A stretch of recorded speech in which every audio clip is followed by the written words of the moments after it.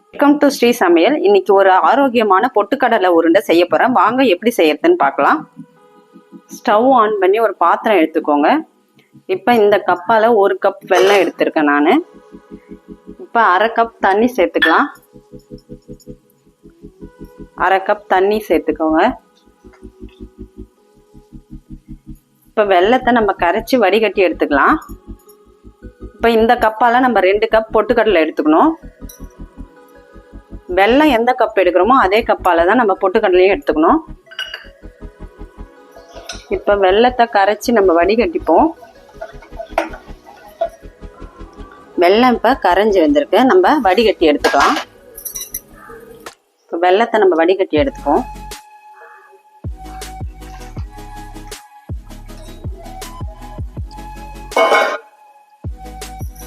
இப்போ நம்ம வெல்லைப்பாகு ரெடி பண்ணிப்போம். இன்னும் பாகு ரெடி ஆகல. இப்ப இந்த கப்பால நம்ம 2 கப் பொட்டுக்கடலை சேர்த்துக்கலாம்.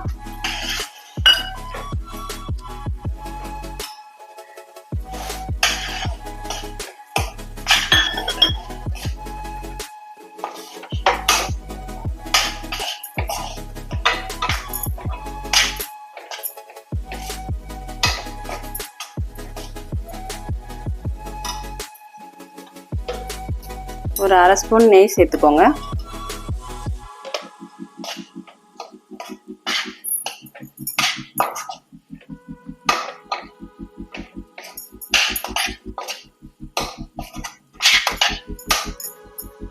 இப்போ ஸ்டவ் ஆஃப் பண்ணிடலாம்.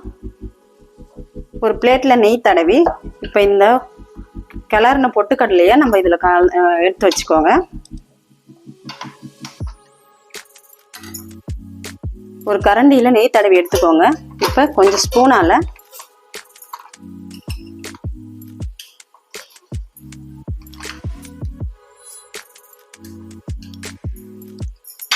கொஞ்சமா தண்ணி தொட்டு